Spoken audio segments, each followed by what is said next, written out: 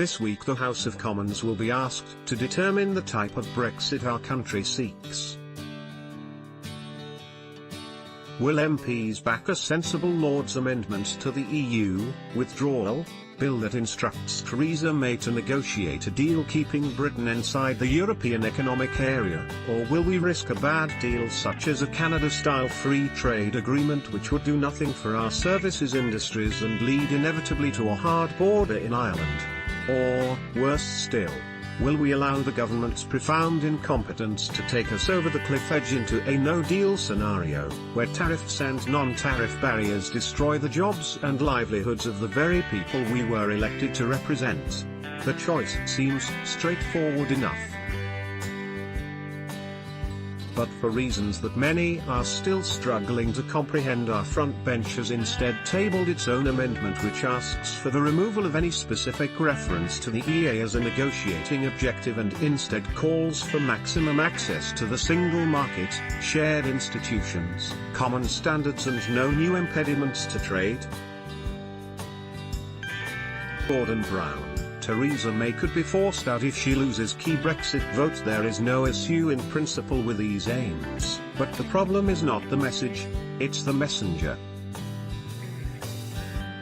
The votes this week are a golden opportunity for Labour to legislate against the Brexiteers' dream of turning our country into a European version of the Cayman Islands.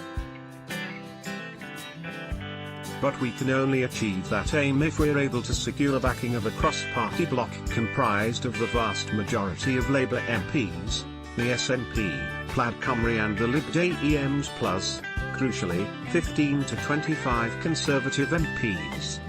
There is no doubt that there are at least 25 to 30 Conservative MPs who are prepared to back the Lords EEA amendment.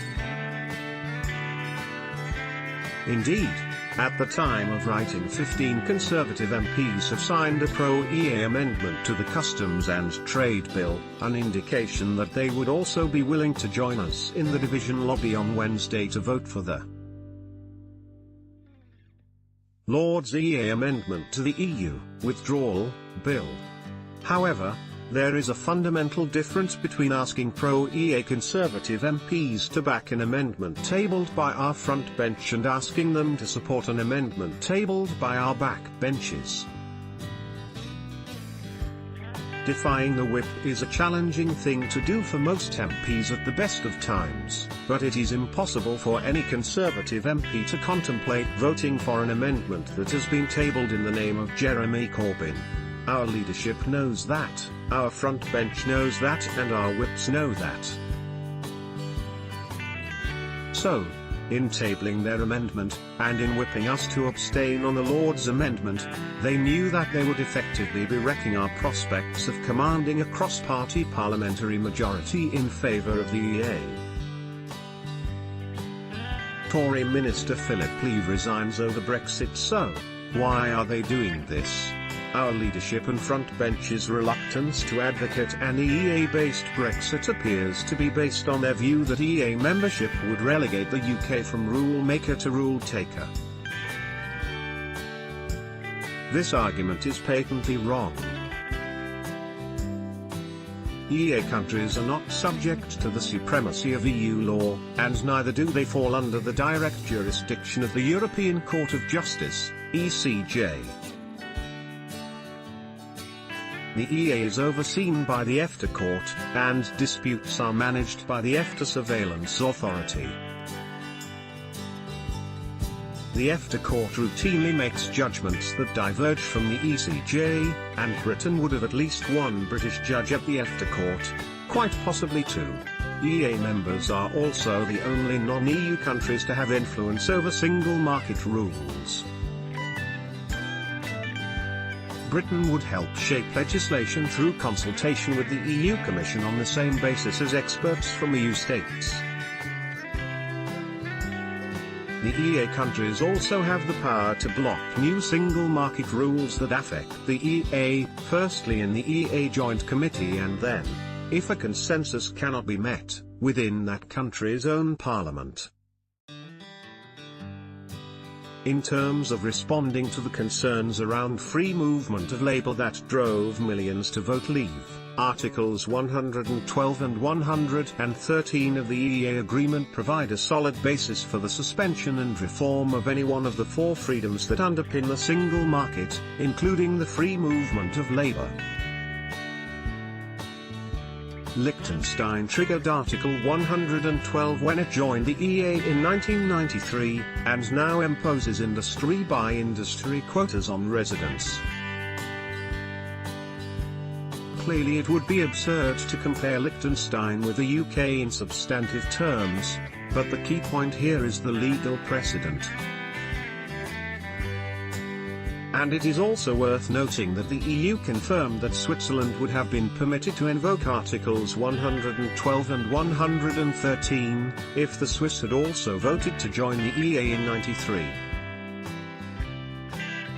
MPs vowed to defy threatening newspaper headlines on Brexit vote. What's striking is that the front-bench amendment is far vaguer and more open-ended than the solid, well-established and treaty-based provisions of the EEA.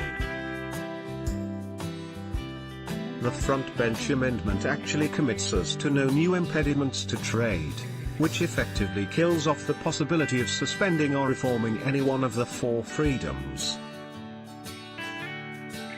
I represent a constituency that voted Leave, and I am very conscious of the absolutely legitimate concerns that my constituents have about sovereignty and free movement of labour.